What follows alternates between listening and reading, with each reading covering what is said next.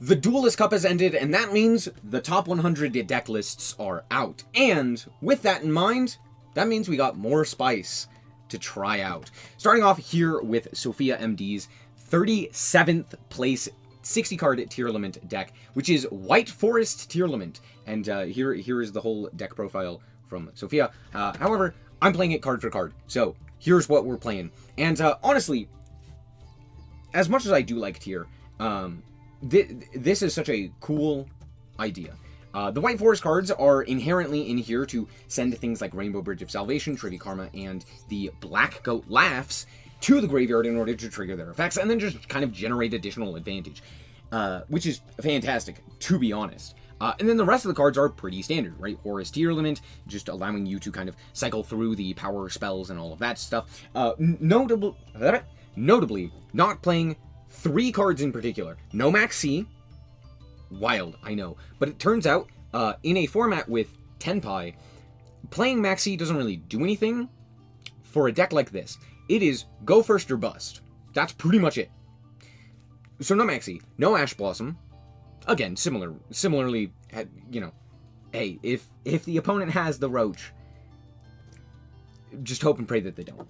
And then, of course, number 3 is Super Polymerization, which is honestly fairly common just as a way to, like, break boards. However, again, because Tenpai exists, just don't go second. It's that simple. Thank you for coming to my TED Talk. I hope you have a great day. Yeah, that's pretty much it.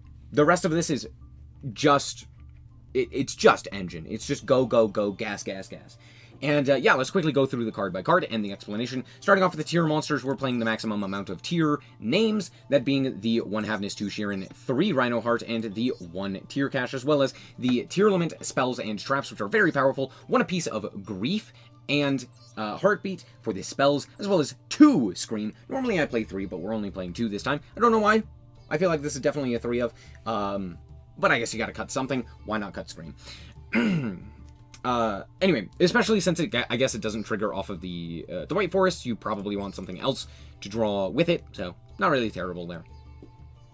And then, of course, we're playing the 1 apiece of Meta Noise, Crime, and SnowiKs as well, and then the Trivia Karma. Now, one thing that's notable about Trivia Karma is something you'll see in the extra deck, which is the Vsauce Amritara, which can search out any of these spells and traps that we just mentioned, which is pretty cool. But notably, it can also search out Trivia Karma, which you could then send off of something like a King Sark or a White Forest, which is very, very useful. Generally, though, you are using the White Forests to make this guy, but he is very useful, and he's pretty solid. On top of that, he does count for all of these cards as well. So, for example, if you don't have a tier on your field, but you have Crime, you can, like, use this guy for the Crime activation requirement, which is great.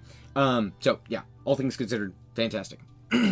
As for the rest of the cards, we are also playing the White Forest engine. We're playing 3 apiece of Stellar and LZ because they are the best starters, and then we're also running 1 Sylvie as a tuner to get 2, as well as 1 Rusia. Having both of these is very important, just because it allows you to actually do the full White Forest combo, but more importantly than that, they are both able to be utilized to go into the Vsauce Amritara, which is very, very useful. So yeah, for the most part, it's just like having the second name is incredibly useful and all of that stuff. So that's it for the monsters there. We are also running 1 Tales of the White Forest as a search target for the Sylvie, which is great. And that's pretty much it. As for the rest of the cards, it's pretty generically Tearlament monsters, right? The Emerald Tortoise alongside the 3 Rainbow Bridge, as well as the 3 field spells in the Pressure Planet Wraithsoth and the 2 Walls. We're also running the 1 Snow, because of course, as well as the Keldo and Mudora Shufflers, because of course. We're running Shaddols, which I don't normally play because I just think that they're bad for the most part, but they're fine here. The 1 Beast, the 1 Hollow, and then the 1 Winda. Also Destrudo. We're also playing Fenris, as well as the field spell to search it because of the tier cache, and then the Horus monsters as well. 3 Imseti, the 1 apiece of Dua and Happy, and then the 2 apiece of the Walls. Walls is mostly because we're only playing 2 because of the Rainbow Bridge. Just being able to send that is just better. And then on, of course, the King Sark, 2 of that as well. And then we're just playing a whole bunch of power spells, which is the 1 Destruction, 1 Rhoda, the 1 Foolish Burial Goods, 1 Grass, obviously, 3 apiece of Triple Tack. I love Triple Tack. I think it is one of the most insanely powerful cards and one of the most satisfying cards to resolve. So all in all, very useful. And Notably, it is a spell trap, which is very nice for our White Forest monsters. We're also playing the 3 apiece of Thrust, and that is... two called by. Of course. And that is pretty much it for the main deck. We're also running a very tight extra deck, which I find very smart, and just... There are a few things I would change, but I get why everything is in here. We are playing the Winda, the Kit, the Rukolos, and the Kaleido as our fusions. For our synchros, we're running the Ursilia, I don't know how to say this card's name, the Sinister Soul of the White Forest, the Amritara, Diabel, as well as the Baron. All of these are pretty easy to make. We're running 2 Xyz, Dugaris, and Zombie Vamp. As much as I like Dugaris, and I do go into it quite often, the problem I have here is there are so many instances where I would rather have something like an Abyss Dweller, or I'd rather have something like a Redoer, or something else along those lines, and just having Dugaris, I get you gotta cut something in the extra, but I don't know. You definitely need Dugaris here, and you definitely need the Zombie Vamp, but I still feel like there's better options. And this mostly comes from the Link monsters. We're running IP Masquerena. Honestly, this is the most cuttable card for me. While it is playable, while it is summonable, and you'll see it within the replays, this is probably the most cuttable, mostly because I'd rather be playing either Dark, the Dark Charmer, or another rank 4. Yeah, there's a ton of instances where, like, Dark into, like, Steal a Guy would allow me to go into, like, a Zombie Vamp, or would allow me to go into the Curious, or something along those lines, where it's like, hey, this, like, one extra guy just kind of gets me there to like the full combo. Not always, but it's nice. However, having no access to Dweller was very detrimental. Dweller just like cooks everything. It's not too necessary, but like Dweller's just so good. And it's something to do with like your rank 4 pool. And then of course the Redoer. There are a few instances where like a Redoer just kind of wins me the game, but of course I don't have the Redoer, so yeah. Anyway, we're also playing Barricade Board Blocker. This one is to pitch cards to the graveyard, while also being able to, like, add back the King Sark for follow-up, or, like, the Scream for follow-up, or something along those lines, which is not terrible. And then on top of that, it is a Dark Machine, which is not a spellcaster, nor is it a, what is it? A like, Warrior or Cybers or anything like that for Curious, so it's fairly nice. Yeah. Allows you to use Imsetia more efficiently. SP, Curious, and the Apo. And that's it for the deck. Let's hop into the replay and show you how this deck performs. Alright, so here we are going first, and let's see what we can do here. Yeah, it's a pretty good hand, and my opponent immediately maxes me. Okay, cool. Well, let's see what we can do here. Honestly, I actually don't hate this maxi. I feel like a lot of people just hold the maxi for, like, when an opponent's gonna summon a thing. With how common I expect specifically triple tack to be in the new metagame, I do think just shotgun the maxi. Yeah, that's pretty much it. Anyway, we do get the Imseti to resolve, which is great. I'm immediately going to set the Trevi Karma here, and then normal summon Rusia, because we did end up drawing into that, because again, we're playing into the maxi, so this is kind of my best option here. So we're going to search up here the Soliak. It may seem weird to search Soliak in this instance, as opposed to something like Crime, or Meta Noise even would like potentially stop an entire combo, right? But the reason I do this is twofold. One, simply put, we already have Blackout Laughs, which is kind of an interaction in the grave. So we don't need, like, the best interaction, we just kind of need something. And two, more importantly, Soliak in general, if it goes to the graveyard, still gets us something. So if they are on Tenpai and they end up board wiping the back row and dealing with the Soliak, at the very least we'd have Havness and the Tier Cache as ways to mill and potentially play the game or do something off of those. So, like, that's kind of the general idea. Is like, I'm not going to allow my opponent to draw, because if I do, like, first of all, I don't really have an efficient way of getting into Kit Kalos to potentially get an additional search or something along those lines. So for me, it's just like, this is kind of just my best option. We draw Destrudo, which is comedy, and then I set one and pass. Yeah, this is just a dead card. It's not going to do anything. My opponent is on Mathmech, because of course they are. Hooray. I'm immediately going to fire the Blackout Laughs. I actually do think that firing it early is just better most of the time. So I'm just going to keep them off of the Allen version. They're going to go with the Lingaribo, and like, hey, that's A-okay. It's kind of funny how often the Mathmech players will make Lingaribo and then immediately link it off. And it's like, what is the point of that card? There is no point. Anyway, out comes the Splash Mage. they're going to special summon it back here, and then they're going to special summon once again, which allows me to trigger the Haveness, and not the greatest of draws, but potentially we draw something off of Beast, and we do get a Surge as well, so, you know, it's okay. We draw into, or, yeah, we search up the Wraith Oath, and then we draw into the Triple Tactics Thrust, which is kind of funny, but yeah, there's that. My opponent is going to do their standard Math Mech combo, and I'm literally just going to allow this because, yeah, there were two things that I was worried about. Access Code Talker after a not transcode, the thing that allows it to attack twice. That one, and Neo Tempest Terahertz. Because this guy, if I negate it, is like hugely beneficial for me. So I'm going to allow my opponent to just walk over the field, and they're going to attempt to walk over the Haveness. I'm going to negate this with the SnowiK, which is nice because because of course they're playing this, they sent Multiplication. Well, it's a good thing SnowiK works the way that it does. So they're going to boost. Luckily, I'm not dead, but of course they had the Cold Bite. This was the most telegraphed Cold Bite I'd ever seen. Anyway, they're going to walk over the field. Luckily, not dead. 700 to my name, and that's all that we need because Destrudo's only going to pay 350 now. At this point, the game is pretty much over. Like, being able to search out Fenris here is extremely powerful. They're going to go for the Valor here. I'm like, that's A-okay. I'm going to go and search up the triple attack, and my opponent just concedes here, realizing that the game is over. Good game. Alright, here we are once again going first. As I said, go first or bust. And yeah, this is a very different hand, starting off with the White Forest cards, or at the very least we have the White Forest cards. We're going to go and go for Rhinoheart, special summon out the Kitakalos here, and of course be met with an Imperm, right? Oh no, that's crazy! So we get to mill additional cards here. We mill a Sheeran off of the Hollow here, and then I'm like, oh yeah, I should activate. Wait. So, should not have done that. This is a huge mistake on my part. I don't get the mill 8 here, which is huge. So, oops. It's fine though. We can make it work. We're gonna reset here and then grab Rusia off of the spell because I forgot that I hadn't normaled, or that I had normaled. So yeah, this Stellar is just kind of dead in my hand. But it'll be fine. We draw Sheeran. Never punished. Don't worry about it. I'm just never punished. It's fine. We're going to go for Rainbow Bridge of Salvation, grab up the Turtle, as well as the Field Spell, and then we are going to activate the Field Spell, I believe I put back the SnowiK here because it makes more sense to put that back, because milling it might be a little bit more advantageous. We're going to go for the King's Arc as well as the Triple Attack. They haven't done anything, so I guess we're just sending... Well, we're going to send the Field Spell here because we already have the King's Arc here. And we can search out... Oh, this is one of the cool interactions that I didn't mention, but... Yeah, this card just adds a light spellcaster, so you could just add Snow.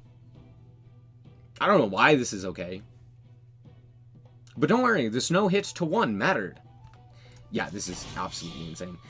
Anyway, we also are going to be able to now special summon it from the Stellar, right? So, sorry, let me explain what happened.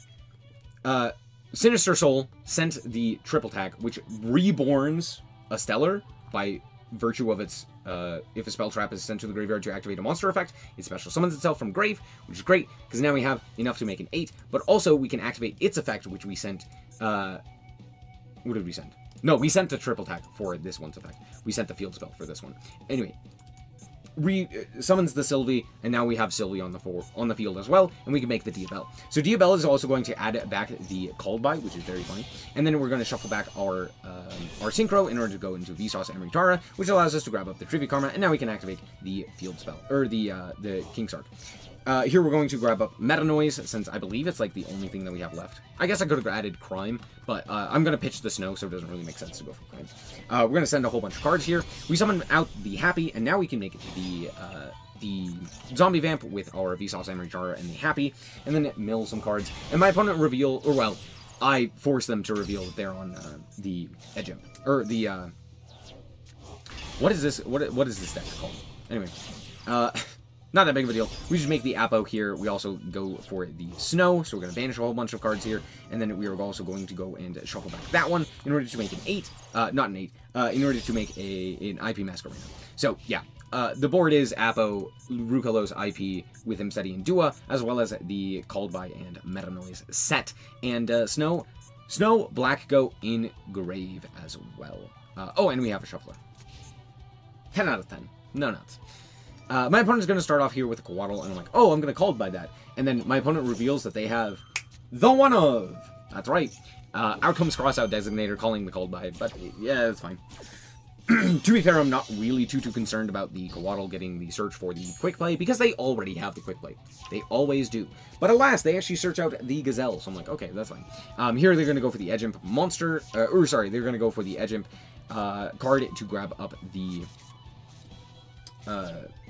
polymerization. I got there eventually. We're going to Rukalos the polymerization, because obviously I don't want them to actually fusion summon here.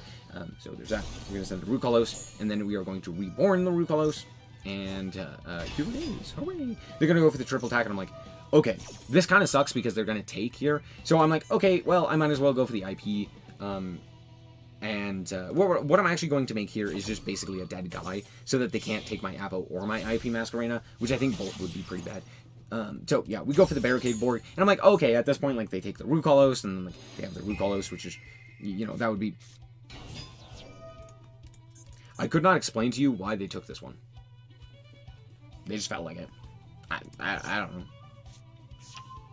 I don't expect Chimera players to have cognition within their little nuggets. Because, I don't know. Anyway, I call Guardian Chimera here because, realistically, that's probably the most threatening card that they could make. So, alas, they fusion summon for Burf.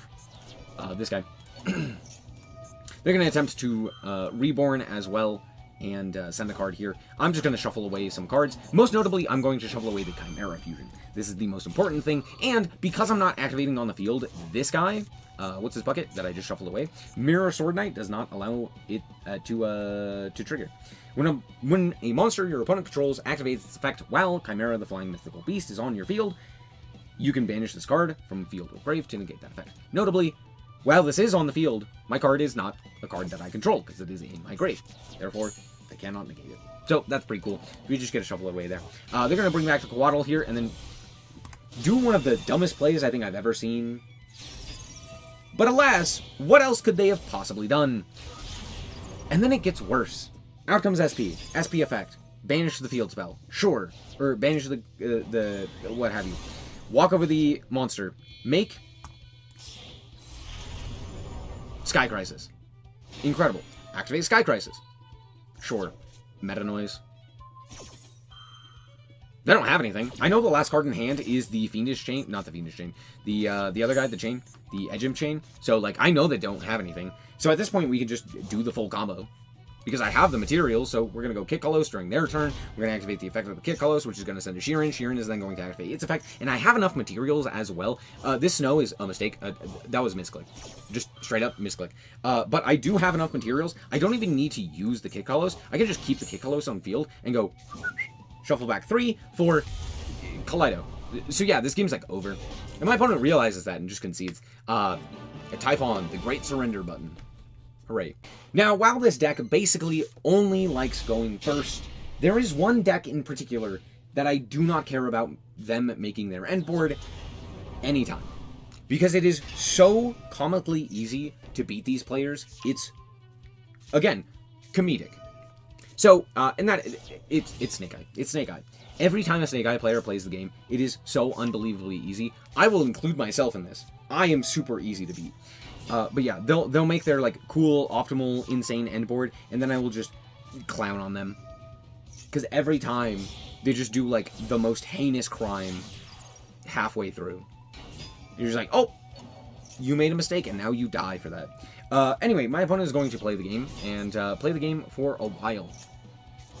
Out comes the Oak for the, Oak into Flomberg, They're playing 2 Flomberg. Don't know why we're doing that, but okay. Activate the Flomberg effect, special summon back the 2 guys, activate that effect in order to go into, link off into IP Masquerena. Then we're going to link those guys off into Promethean, I guess, here, sure. We're going to put the IP Masquerena back into the back row, and then we are going to go and activate our other field spell, because we're playing both for some reason, which will grab us the Garunix, and Garunix will activate its effect, sending to the graveyard, popping from the deck, the Arvada. Arvada also didn't have a target.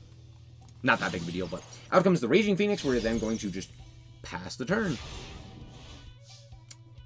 Man, this triple attack's looking real good. They fire their Maxi. Luckily, I have the called by. I would have lost had I not had the called by here. But alas, let's see what we can do here. I'm going to start here with the Sheeran. They're going to go for probably the worst thing they could have gone for there. But I also do mill incredibly well by being able to go for the Black Goat Laughs. So we can just call the Arvada. I do call Arvada here. Fire King Arvada.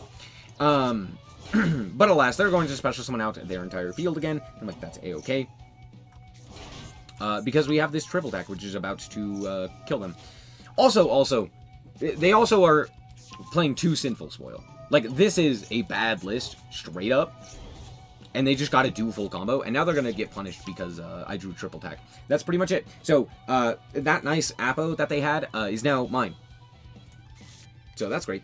And then it gets worse, and I draw into triple Tactics Thrust, into Grass, into... At this point, the game is over, but my opponent's going to, like, think that they have, like, play here. Now, once again, I do have enough fusion material to actually go for Kit and Kaleido, so that's what I'm ending up doing here. So we're chaining these two as well. We're going to search up a whole bunch of cards. We're going to fusion summon here with the Kaleido, or into the Kaleido, and then into the Kit Kalos. We had just enough with the search off of the Rainbow Bridge. So we're going to shuffle away the... I shuffled away the Flomberg there in the back row because I was like, that's kind of scary. And the Arvada can't do anything here. We're going to mill a whole bunch of cards as well, and then bring back and mill 8. So, yep, mill 8 feel great. Love to see it. Just lots of cards going to the graveyard. We hit Hollow, which mills us more cards, which hits another guy, which allows us to draw. And now we can shuffle away some of the cards as well. And I also have to shuffle back one of my tier monsters because I just, like, all of them are engraved. So I was like, oh, I should probably put one of those back. Anyway, here we go for the Barricade Board Blocker, just to put the Medora into the graveyard, as well as allow me to put all of these guys onto the field. Now, let me explain what's about to happen here, because it is pretty... Like, it took me a while to figure this out. But my opponent is dead here. Now, I know what you're saying. Hold on. Huh? How? They have a Ponix in hand. They have the ability to reborn with, like, an Arvada or something else along those lines. They have a Raging Phoenix engraved, and there are 4 monsters. How are they dead? Just stick with me. First and foremost, they attack there. Cool. Negate. So, that's just a monster off the field. Cool. We're going to walk over the other guy. They're going to go for the Raging Phoenix engrave. I'm going to negate again, because Apo is a fair and balanced Yu-Gi-Oh card that can activate during the damage check. Cool. Great, so we've dealt with one of the monsters, but now another one comes out with the Ponix. Cool, we're going to walk over the Ponix here, allowing them to get the search. Then we are going to send to the graveyard with the effect of our King Sark in order to not have the Arvada trigger, bringing back another guy. So, cool. That's a lot more interactions than...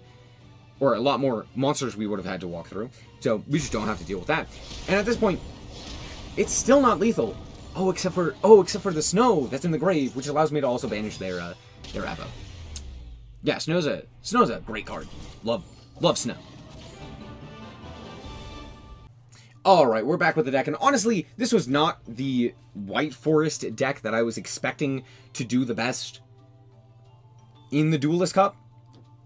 But it is definitely the one that utilizes the White Forest cards to... not the highest potential, because that's not the case, but the most effectively. Because Tier is so insanely busted. As long as Kit Kalos exists, it will be busted. But the White Forest cards in particular allow more flexibility with specifically these. Being able to send these cards to the graveyard more efficiently, and then allow you to, like, combo off, and also just... being able to make Vsauce Amritara, which does the full tier combo by itself because it can search out Grief, is insane. So, like, yeah, that's pretty good. So, yeah, the White Forest cards just kind of do that for you, which is kind of crazy, all things considered. Now, obviously, I have terrible luck. And I'm sure you do too, right? This deck dies to Maxi. Unless you draw, like, Rhino Heart, or something along those lines, right?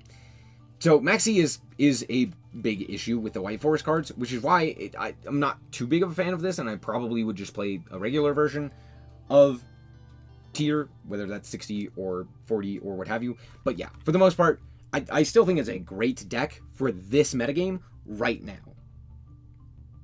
So, post-ban list, this is probably not worth it. Anyway, that's going to be it. Thank you guys so much for watching, and remember to always stay frosty. Bye-bye. Shout out to the Frost Guard, my members. Thank you guys so much for the support, and I hope you enjoy the content.